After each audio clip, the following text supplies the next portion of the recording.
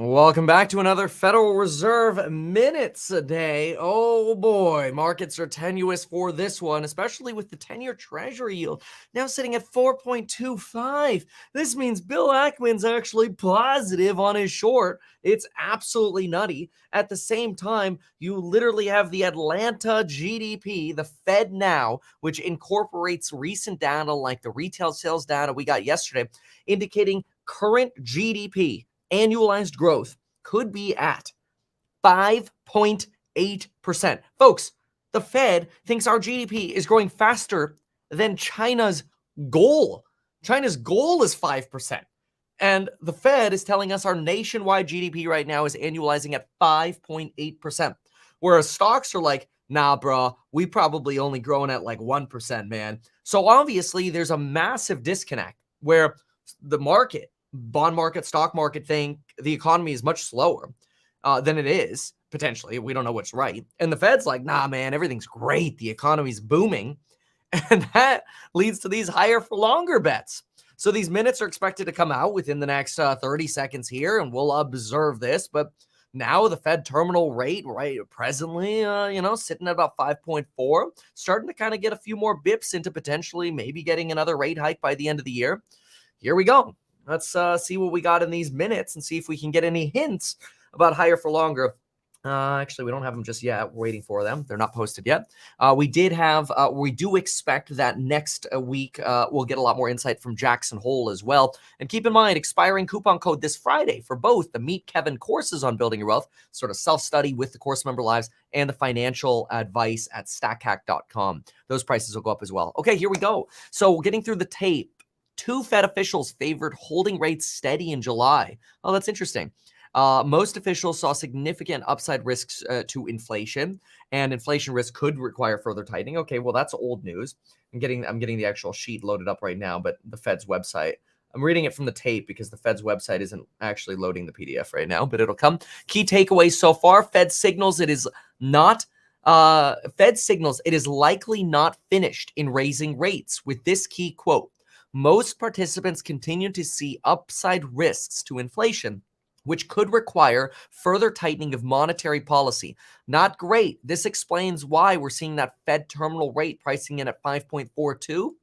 Keeping it steady, you would see that at 5.375. So we're starting to get some bips going above, which means we're starting to look at, okay, maybe do we skip September and then go for a November or December hike again? We've got minutes don't give a definitive steer on the next rate decision in September. We did have some Fed speak yesterday from Kashkari suggesting that maybe we'd be in a position to be patient with another hike. But so far, it looks like these are pretty hawkish notes. Still waiting for the actual PDF, but going through the tape here. Let's see. 11 voting members voted. The 11 members voted unanimously to raise rates. The support, though, wasn't unanimous amongst everyone, especially since some were in support for keeping rates paused for July. Fed staff expects a small increase in unemployment, the unemployment rate over the next 2 years, even though they got rid of their mild recession forecast. Well, yeah, again, if you look at the, there we go. I got the PDF now. If you look at that Fed now forecast, the fact that they're thinking 5.8% annualized is just incredible. So we'll be going through these notes in just a moment here. Again, looking at the tape. Treasuries holding on to their losses, which basically mean yields stay steady right now after these minutes. This is sort of that hawkishness that we kind of expected. Jackson Hole would really be the first opportunity, I think, to really get some dovishness again. So if you're in the stock market, you might still be kind of suffering, so to speak, for the next potentially week here as we get Jackson Hole out of the way. Last year, there's a lot of negative memory of last year. Last year, Jackson Hole ended up leading to a big sell-off in September. So anticipate a lot of people kind of potentially taking tendies, what they have left, going into September. Overall, the initial appearance of the headlines look hawkish, while most of the officials were thinking there were significant upside risks to inflation. No big instant reaction here in the market, though. Looks like one reason the Fed staff abandoned their recession call was that they don't think the job market would weaken as much as they previously thought. Let's now get into the actual doc here. Fairly hawkish doc here. Yeah, that's kind of what I'm gathering here as well. So I want to look at the jobs. We'll call it maybe labor. Let's see what they say about labor market. Labor market remained relatively tight, though there's an imbalance in supply and demand, though the imbalance between supply and demand is gradually diminishing. Labor turnover, the JOLTS index, the job openings and labor turnover survey, fell to its lowest level since March of 21. Labor force participation, unchanged, fine. Let's look at more comments here on labor. So core inflation edged down in many countries, generally remained high. Well, remember, you just had inflation pop up. Inflation popped up in England and Canada. So you're getting a lot of this sort of global news that's sort of like, well, why would we think it's not going to pop up in America? It's possible. Tight labor market conditions leading other banks to basically raise their rates. Labor market data. Okay, come on, let's get a little bit commentary. Where's the commentary? Here we go. Participants remarked that the labor market continued to be very tight, but pointed to signs that demand and supply were coming into better balance. Okay, got better balance here. Good. And then we have, they noted evidence that labor demand was easing, including declines in job openings, quits, and otherwise. Fine. In addition, they remarked on indicators of increasing labor supply, indicating further rise in the prime age participation rate. Participants, however, did notice that the growth in payrolls had slowed. Keep in mind what happens when payrolls grow, or rather when there's more supply of labor. Look, consider China, for example. In China, there's so much labor supply. What you end up having is you actually have wage decreases. You end up getting deflation in wages in China right now. Now, part of that is because of the long COVID effects of the Chinese government having really manipulated their economy into a massive bubble propped up by real estate, which is twice the economic sector that it is in America. That is, China's real estate sector is twice the weight that it is here. Just because of the size of it, as to how much they bubbled it up. But anyway, continue to exceed values consistent with an unchanged employment rate. So in other words, it's weakening. Our labor market's weakening, but it's still strong. And that's probably why they removed their recession estimate anyway. Further progress towards balancing was needed. This right here is hawkish, right? So we'll go ahead and mark this in pink and say this further progress towards a balancing in the labor market was needed. Now, it's also worth noting that when you look at what you hear about labor at Target and Home Depot, you're actually seeing, we covered these earnings calls in our course member live streams in detail over the last couple of days. We were really analyzing for signs of potentially inflation and product inflation or labor inflation. And really, there were no additional needs to increase wages further than planned. So in other words, basically, Target and Home Depot had argued that, look, we already said we would raise wages. We don't see a need to have to keep doing that any further. So that, in my opinion, the earnings calls are a leading indicator of inflation. And what you're really showing is a flattening in wage inflation. You're also seeing that in product inflation. Both Home Depot and Target were complaining about disinflation actually leading to revenue misses. That's actually really worth paying attention to. That you're going to start seeing some of these more staple style companies, although Target is still considered a discretionary. A lot of people look at it as a staple with their grocery department. But anyway, both of these guys, so Target and HD, complaining that disinflation will lower revenue goals and targets going forward. Worth noting. Okay, so looking at the tape here, stocks slightly lower than before. Not a lot more color on the quantitative tightening aspect. Well, I think they'll just keep that steady for a while. They're 80 to $100 billion per month. So we expect that runoff over the next year here to continue. I don't see any kind of remove on this. So Morgan Stanley says the Fed is done at this point. We've heard that before, though. We've frequently, during the banking crisis, everybody's like, oh, the Fed's done. And then look, we went straight up. So I think it's definitely too early to call for the Fed U-turning in any regard with cuts. I personally think we might stay high until the election unless they break something, which is quite a while. Anyway, the labor market remained very tight. Okay, we know that. Labor market coming to better. This is redundant now. Here we go. Continue to see upside risks to inflation. A part of me does wonder, and I this is just a thesis, it could be wrong, but I don't see the signs of inflation like reanimating. So that's a fear, right? Fear, inflation reanimates. There are two reasons that's a fear. Two reasons. One, inflation boomed recently, right? So we have that memory of inflation reanimating. And the second reason that people think inflation might reanimate, especially the Fed, is 1974. The Fed did not control inflation expectations, and that ended up leading to I'm catching up on this. I made a mistake on the UK inflation. UK came down. It was Canada. It was just Canada. Canada, they popped up from like a 0.3 month over month expectation to a 0.6. My fault. But anyway, focusing on this for a moment. I just see your comments. Sorry. Focusing on this for a moment.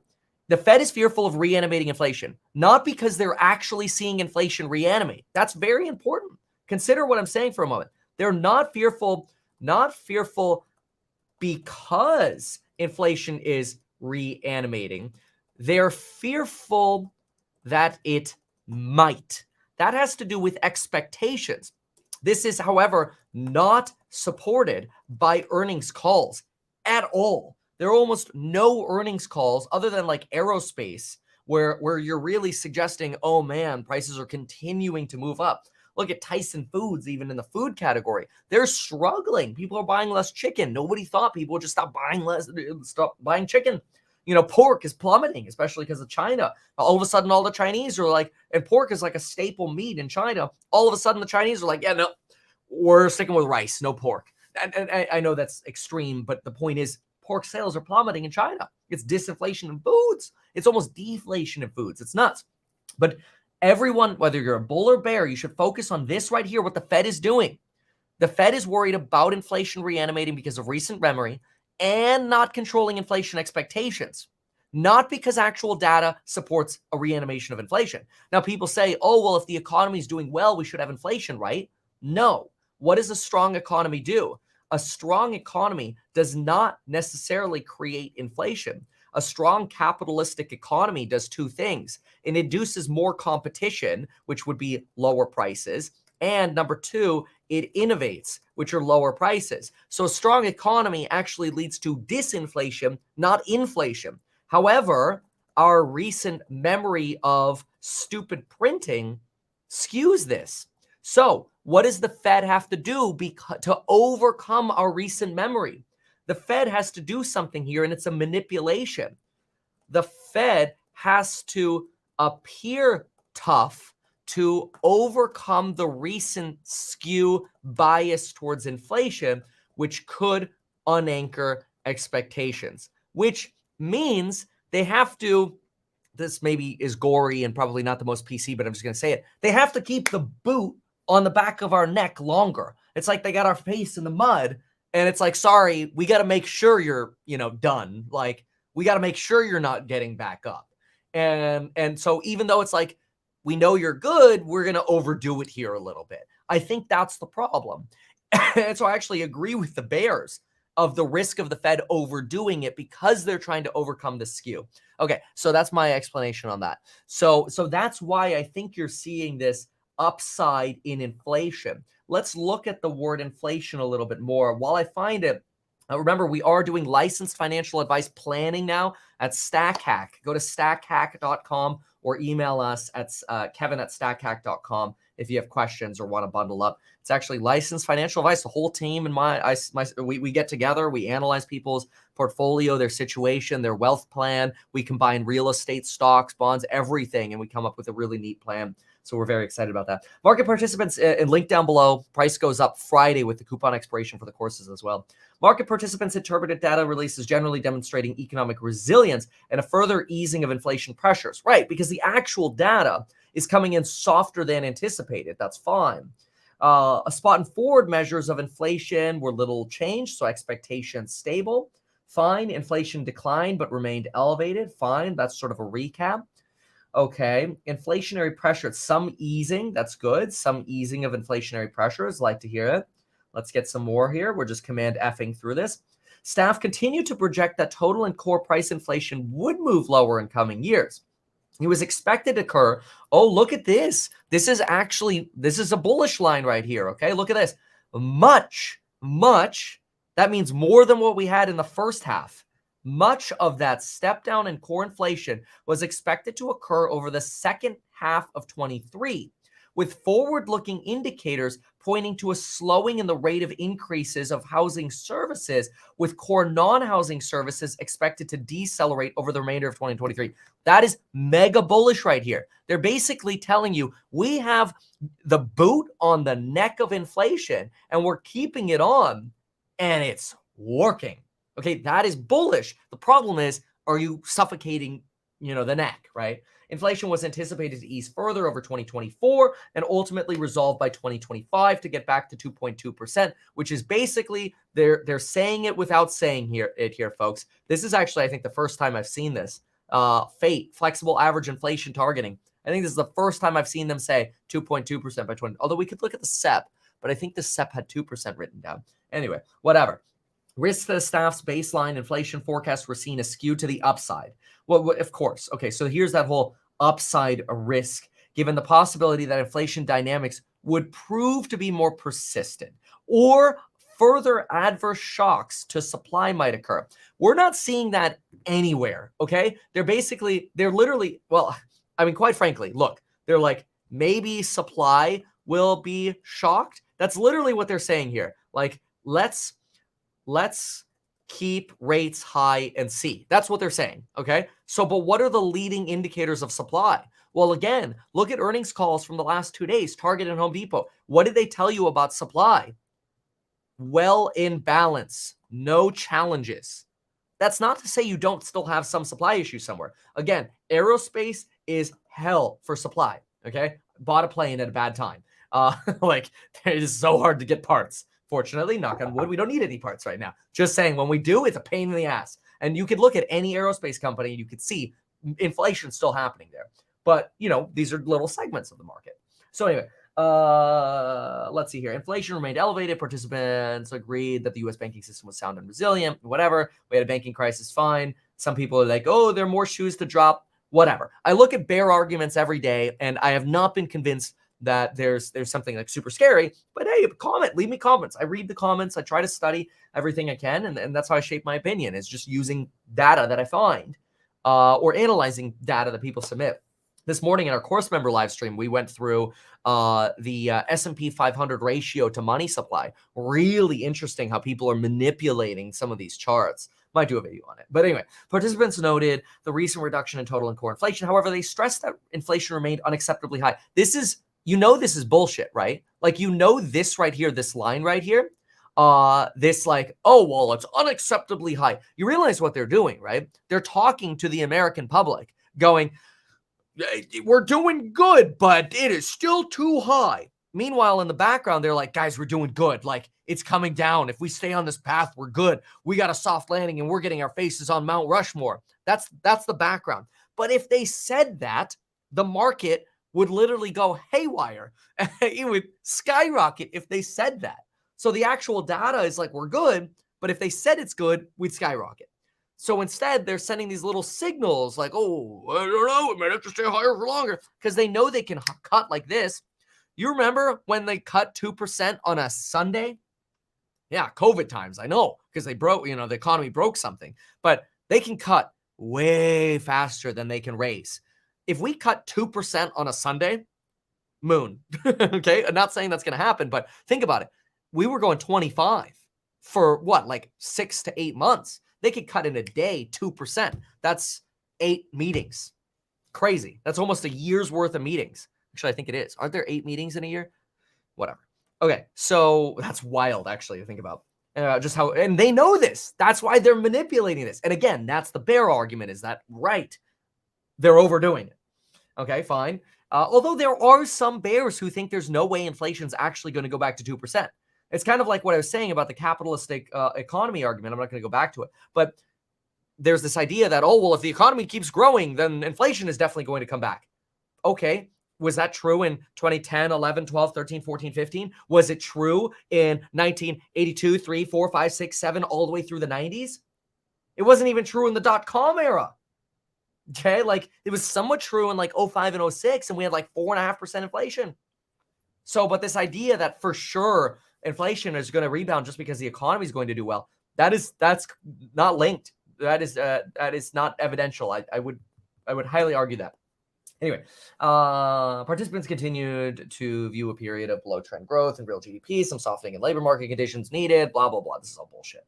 Okay, let's see. Inflation, participants cited upside risk to inflation. Okay, including, I want to hear this, including those associated with scenarios in which recent supply chain improvements and favorable commodity trends did not continue, or in which aggregate demand failed to slow by an amount sufficient to restore price stability.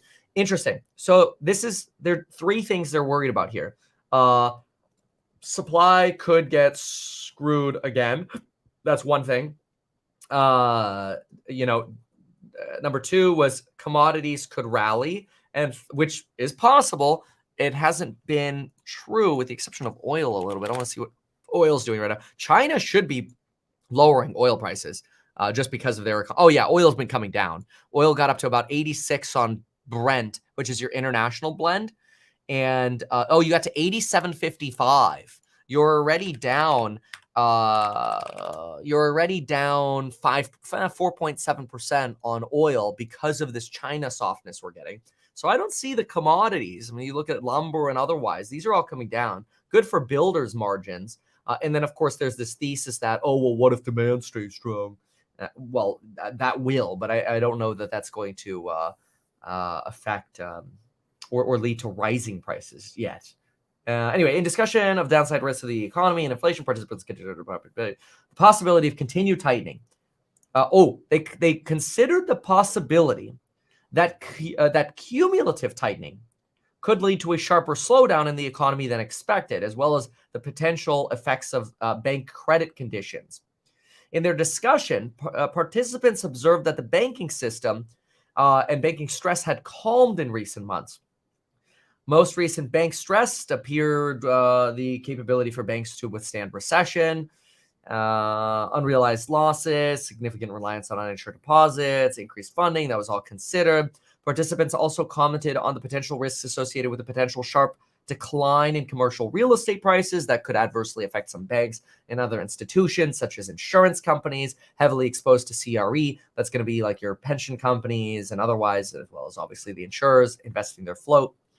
Several participants noted the susceptibility of non-bank financial institutions, such as money market funds or digital assets, or runs for instability. That would be interesting.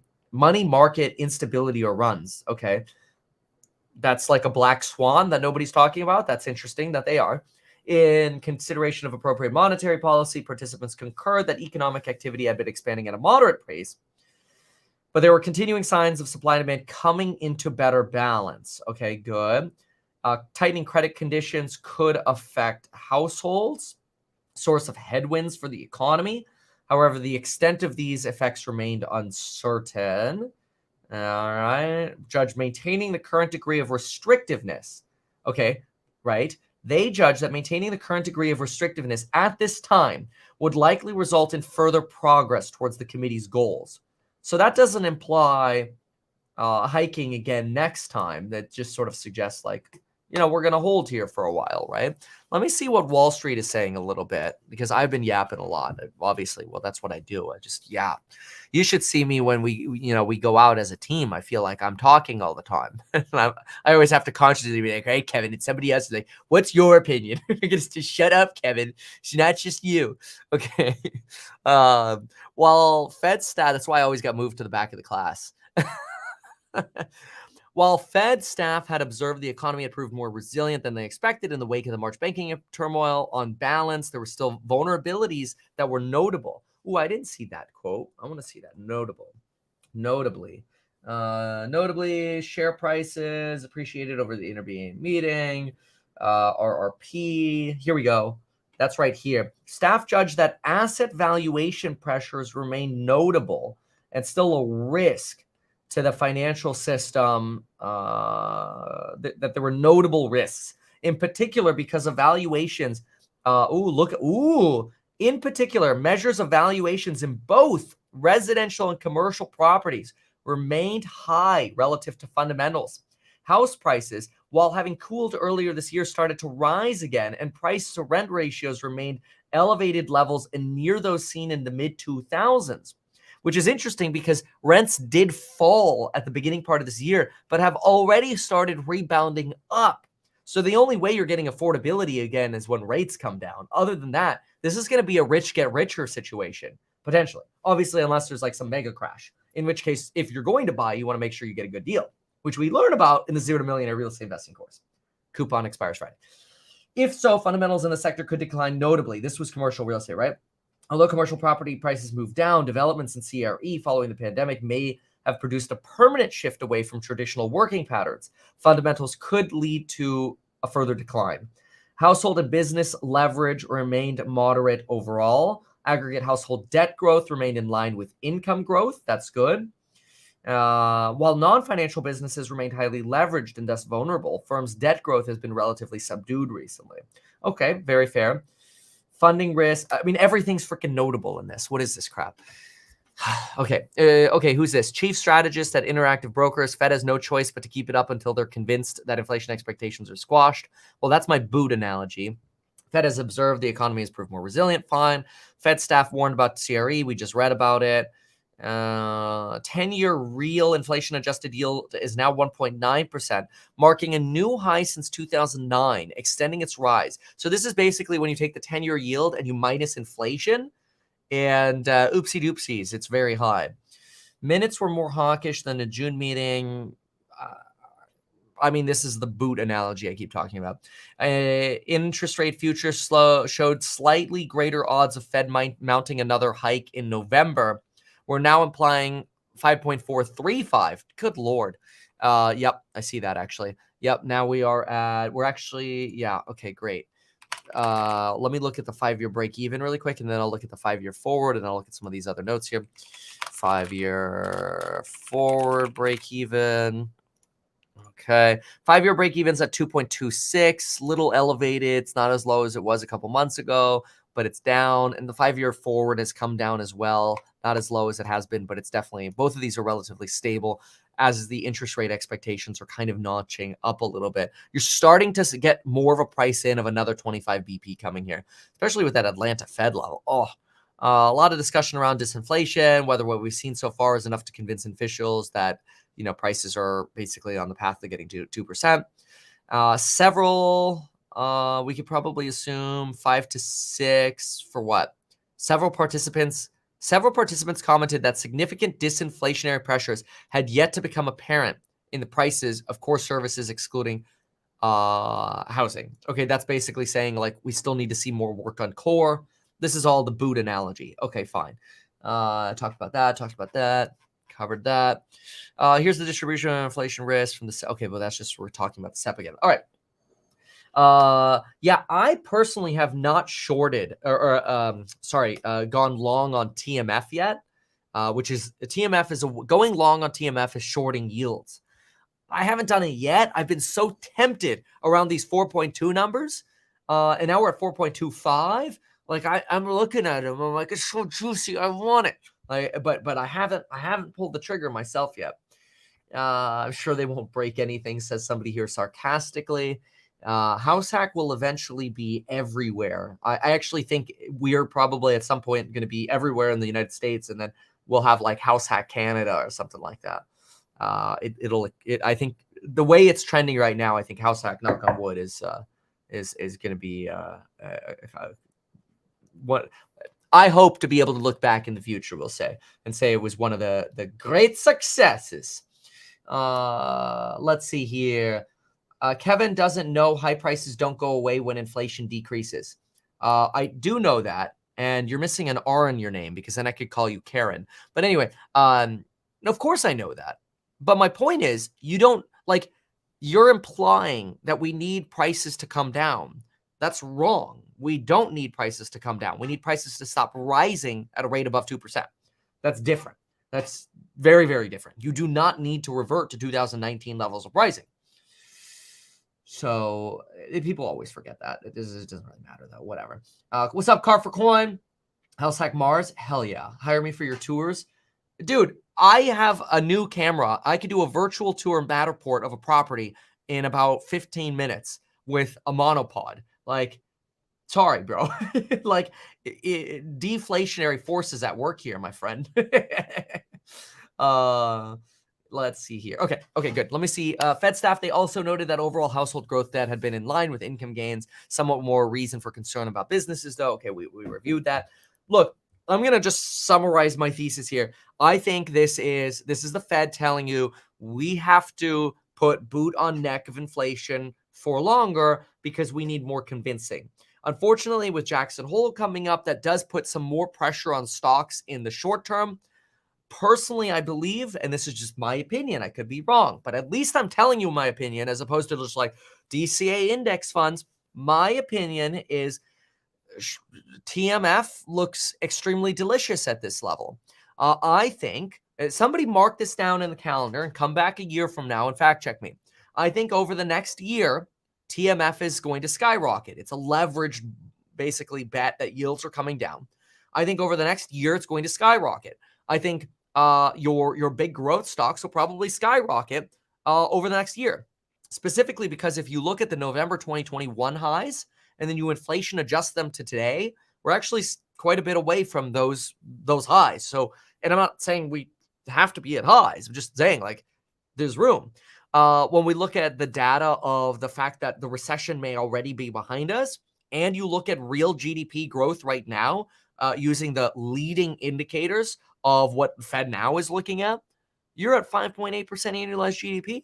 So that's my opinion. That's my bet. Now, I will be extremely wrong if inflation is more persistent.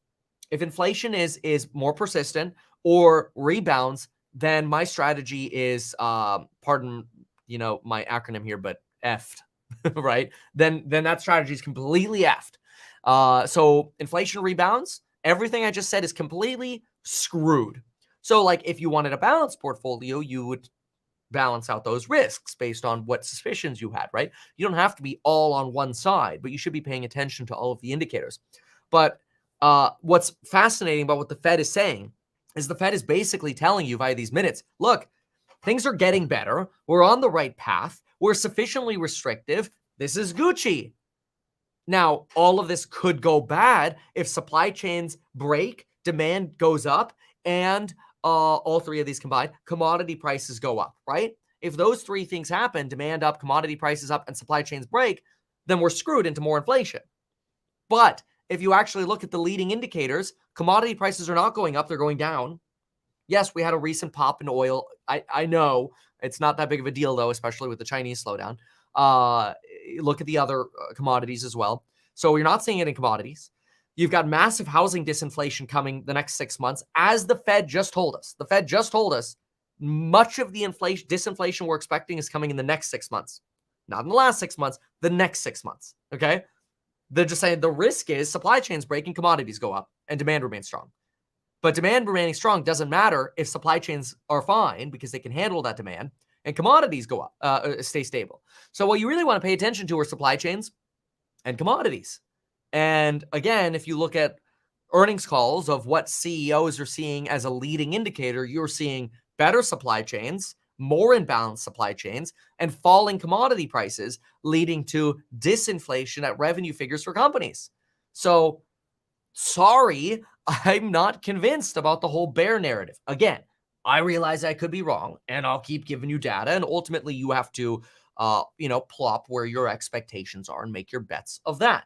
The good news is, if you want to brainstorm with me on a daily basis, you can do so in the course member live streams. This morning, we had another hour and 15-minute course member live stream. Really good, great detailed analysis. We have a lot of fun together. It's really fun, both real estate and stocks. Love to see you there. Use the coupon before Friday. Email us at staff@meetkevin.com if you need a bundle up. And remember, you can now get licensed financial advice as well from the entire team. The Bears, the Bulls combined, and it's not like your YOLO one stock. It's actual financial advice. And we're putting our brand on financial advice for your situation at stackhack.com. Stackhack.com. All right. Thank you, folks. Appreciate y'all. Good luck.